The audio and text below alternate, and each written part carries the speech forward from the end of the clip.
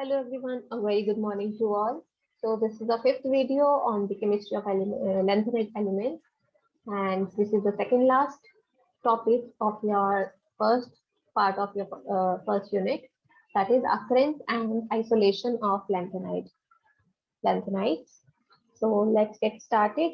Here we have the notes. So about the occurrence of lanthanides, lanthanide elements were initially called as rare earth elements. This was based upon their occurrence because initially scientists thought that these are rare in Earth's crust, but in actual, these some of the lanthanides are found in abundance. So using the phrase rare earth elements for these lanthanides is nowadays is quite misleading. So but this is a widely acceptable term that we call the lanthanides and actinides as rare earth elements. So, but in actual, these are no more rare earth elements. Some of the lanthanides are very abundant in Earth's crust, and all the lanthanides are naturally occurring except for the promethium, that is PM. Also, lanthanides with even atomic number are more abundant in comparison to the lanthanides with odd atomic numbers. Even atomic number lanthanides are more abundant in comparison to the odd ones. The major minerals of lanthanides are monazite, bastenite, and cerite. Monazite is a mineral which is most abundant, widespread, and about 78% of the lanthanides which are mined in the world are mined out of monazite. And it is a mixture of lanthanides are present as phosphates in monazite. And in addition to lanthanides, these are the lanthanides which are present in monazite, that is lanthanum, cerium, Pr, and Nd. And in addition to this, small amounts of other heavier elements are present along with thorium, phosphate, and yttrium. So in monazite, these lanthanides are present as phosphates, and these are the major lanthanides which are present in monazite. Second mineral is basenite. It is mixed fluorocarbonate. Here, this is the general formula. M represents the lanthanide elements. This is fluorocarbonate. That is, fluorine is also present and carbonate ion is also present. In this mineral, that is basenite, lanthanides are present as fluorocarbonate, and these are the lanthanides which are present in basenite. These are majorly present. In addition to these are the La, Ce, Nd, and Pr again. Same lanthanides were present in monazite, same are present in basenite, and these are the lighter lanthanides. In addition to these, in basenite also thorium and yttrium are present.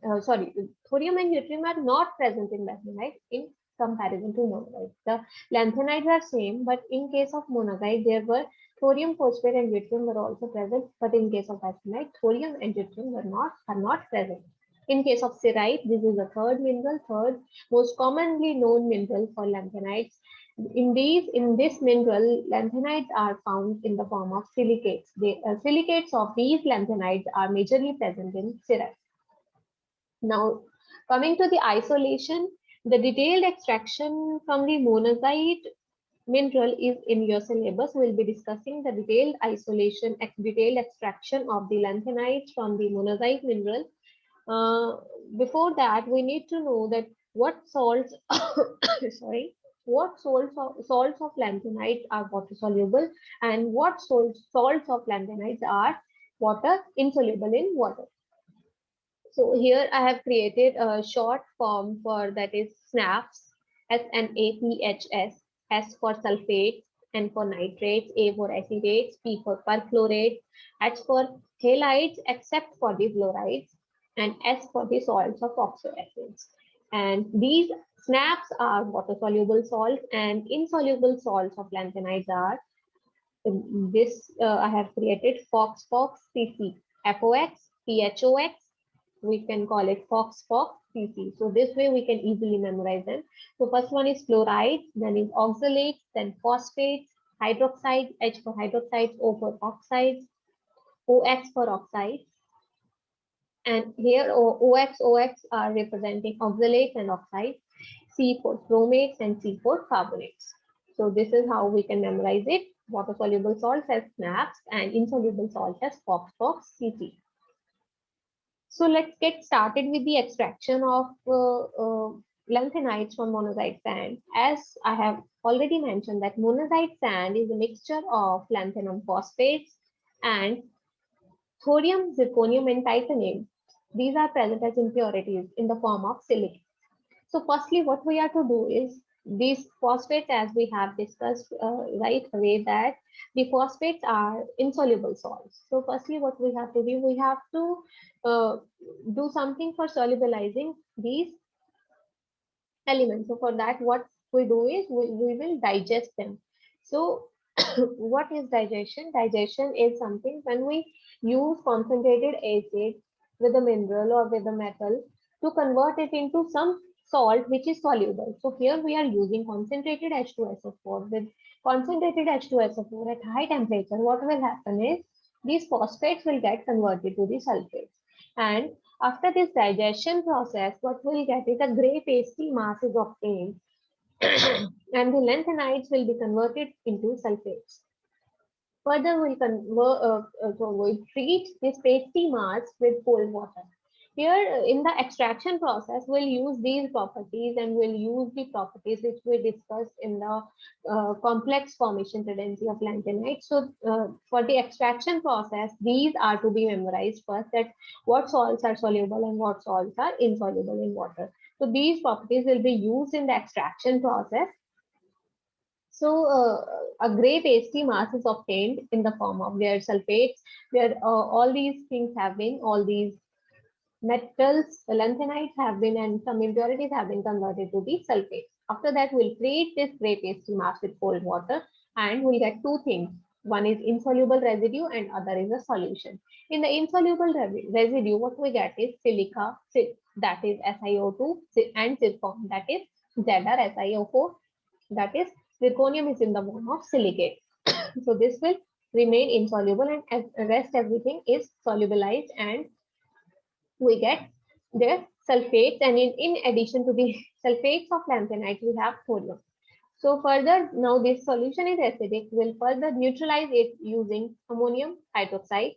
So this is a mild base, ammonium hydroxide.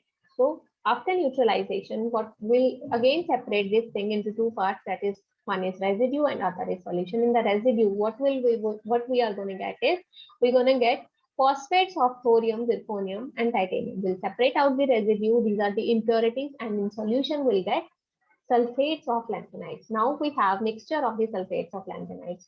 Further, what we'll do is we'll add sodium sulfate. Now here what we are doing is we are converting by reacting these lanthanide sulfates with sodium sulfate. This is alkali metal sulfate. Again, here we are using the property of making of double salts of lanthanide. We'll get the precipitation of double salts of light lanthanides here, that is lanthanum to samarium, which were present in the residue. These will be present in the residue, and from gadolinium to lutetium, these will remain in solution form. So further, after getting the double salts of these lanthanum to samarium, so in the solution form here, these are present, and so we can further work up using different methods.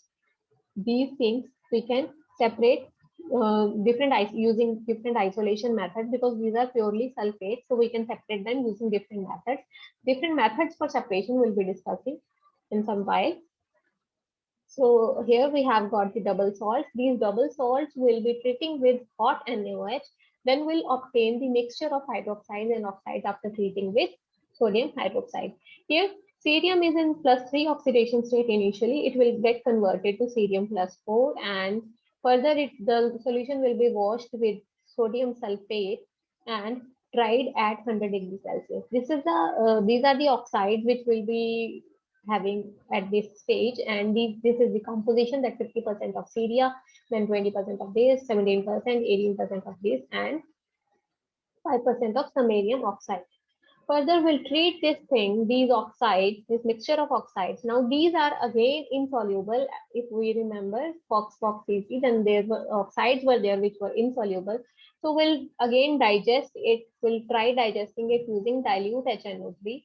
And what will obtain by treating with dilute HNO3, only ceria is there which will not solubilize. Others will get converted to the nitrates. From here, we have mixture of nitrates. We can work up for individual lanthanides here.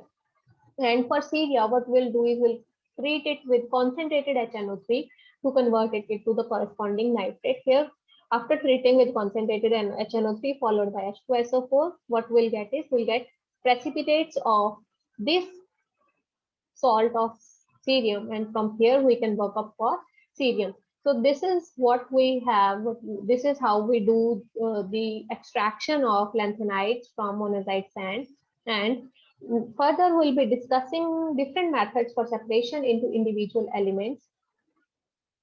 So generally for metal ions, properties are determined from size and charge. This we all know. So as we all know that there is slight, very gradual and very small decrease in the case of lanthanides, as we have studied in the seen in the lanthanide contraction, that size decrease in size as we move from lanthanum to lutetium is very small. So these are having almost comparable sizes, and oxidation states are almost same because most common oxidation state is +6. So it is very difficult to separate them based upon these properties. So we have to use some properties, some methods which are based upon slight difference in properties like solubility, hydration, complex formation, etc. So these properties are used for the separation of lanthanides. So first method which is being used for the separation of lanthanide is repeated fractional crystallization. And repeated word I forgot to tell you that these processes are based upon these things. We have to repeat the isolation methods again and again so we can get pure thing at the end. As simple salts and double salts from well-defined crystals. So also solubility decreases from lanthanum. These methods we'll be discussing in the next video. I think we'll stop right here. This is it for today, this video. Methods I'll be discussing in the next video. Thank you so much.